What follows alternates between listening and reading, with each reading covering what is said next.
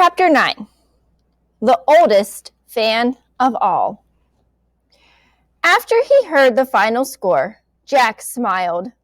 Okay, now we know why this is a big day for baseball. Yep, said Annie, and now it's time to give Flyball away. She pointed at the twins. Of course, he said. He turned to Otis and Olive. We have a special gift for you. He took the ball from his bag and held it out to the twins. No thanks, said Olive. You keep it. You deserve it more. We have lots of baseballs, said Otis. You do? Said Annie. Sure, we grab them when they fly over the wall of the ballpark, said Otis. They're all in here, said Olive. Come look, we'll show you. Jack and Annie followed the twins into a shadowy room of the hallway. The room smelled of roses and lavender. Otis switched on a lamp. A really old woman sat in a rocking chair. She seemed to be sleeping. See? There, whispered Olive. She pointed to a basket filled with baseballs. We keep them here in Granny Beck's room. We know they'll be safe with her, said Otis. Oh, said Jack. He and Annie glanced at the sleeping woman. She's our great-great-granny, whispered Olive. She's 101 years old, whispered Otis. She was born a slave. Do I hear some little children talking about me? The ancient-looking woman asked. She opened her eyes and smiled. Yes, Granny Beck, said Otis. Sorry we woke you up. I was just resting my eyes, sweetheart, she said. Who's that with you? Our friends Jack and Annie, said Olive. They're bat boys. They were bat boys at the Dodgers game today. Come closer, children, said the great-great-grandmother. Jack and Annie moved closer to her rocker. Did you see Jackie Robinson today? She asked in a whispery voice. Yes, ma'am, said Annie. Did the crowd cheer for him? She said. Yes, ma'am, said Jack. All of them? She asked. Jack felt he couldn't lie to her. No, ma'am, a few people didn't, he said. They yelled mean things. I'm sorry to hear that, she said. What did Jackie do? He ignored them, said Jack. He held his head high, said Annie, and he walked back to the dugout without saying a word. So Mrs. K is going to point out the word ignored. When you ignore something, you pay no attention to it. Of course he did. He kept his mind on the game, the old woman said. He kept his dignity. He rose above what's mean and low. That's a good way to describe it, thought Jack. He walked toward the good, she whispered. Always keep your eyes on the good children, and always keep your self-respect. Yes, ma'am, said Jack. Jack, whispered Annie, look. Annie pointed at the baseball in Jack's hand. Writing was magically appearing on the white ball. The letters spelled Jackie Robinson. The twins stared at the ball in amazement. You have a ball with Jackie Robinson's autograph? Otis said. The ball with the name, Jack said to Annie. Annie grinned and nodded. She took the ball from Jack and held it out to Granny Beck. This belongs to you, Annie said. She placed the ball in the old woman's bent hands. Thank you, Granny Beck whispered. She looked at the autograph. I must be his oldest fan. Mrs. K is going to point out the word fan. And in this case, the word fan means an enthusiastic admirer or spectator. So she's one of his oldest fans. She likes Jackie Robinson. Jack remembered the last 3 lines of the message from Morgan. Give the ball with the name to the one who knows best the rules of the game. You know the rules of the game, Jack said softly.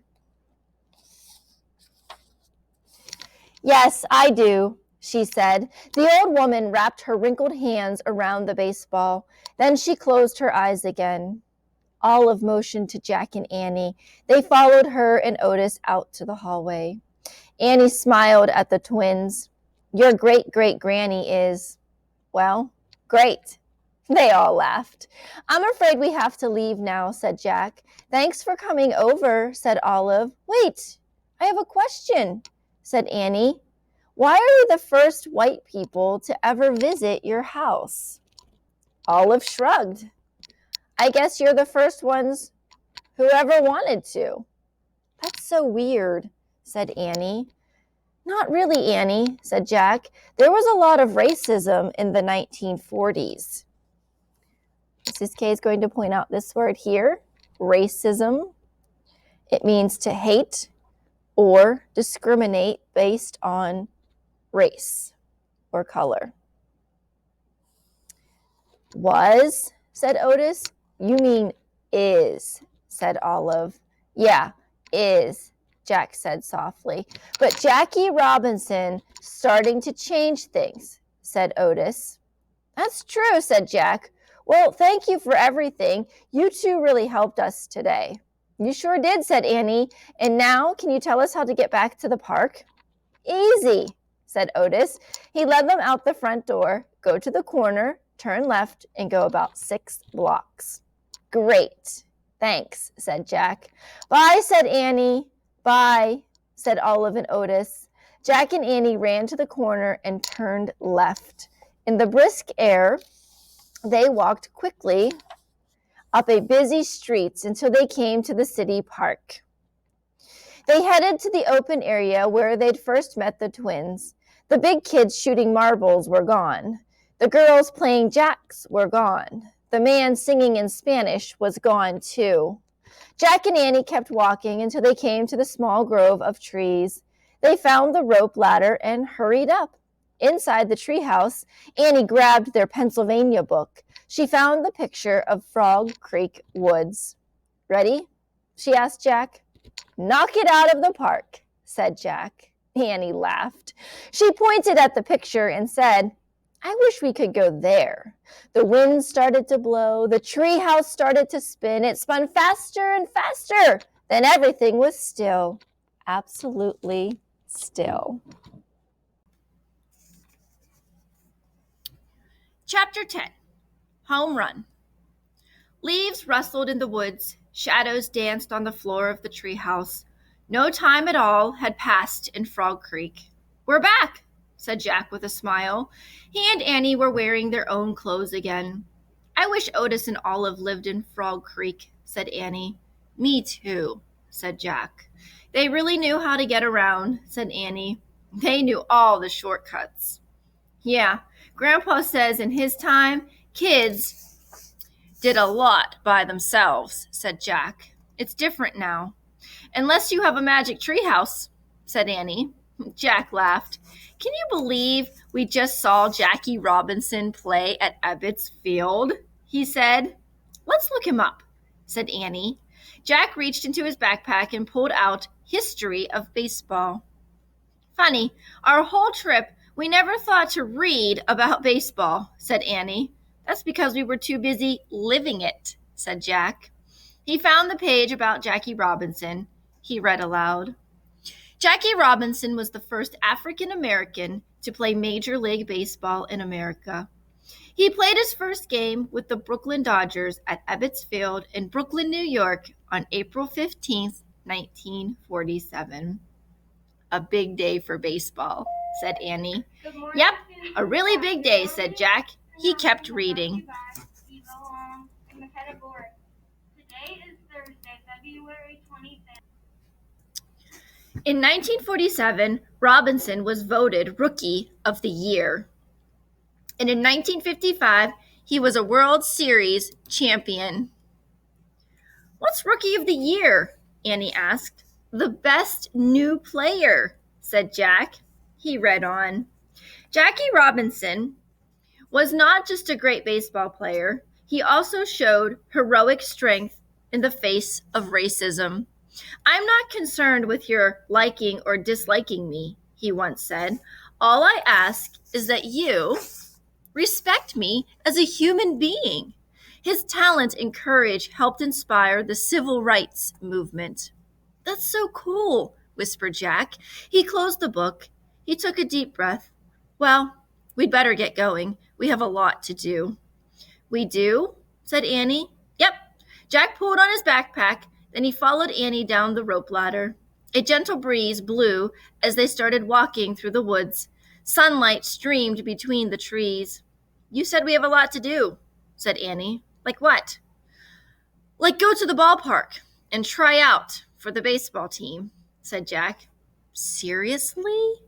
You changed your mind? Said Annie. Sure, said Jack. Why not? I thought you were afraid kids might laugh at you, said Annie. I can live with that, said Jack. You? Sure, said Annie. We just need to try our best, said Jack, and keep our self-respect, said Annie. Yeah, if we don't make the team, we can sign up to be a bat boy or a bat girl, said Jack.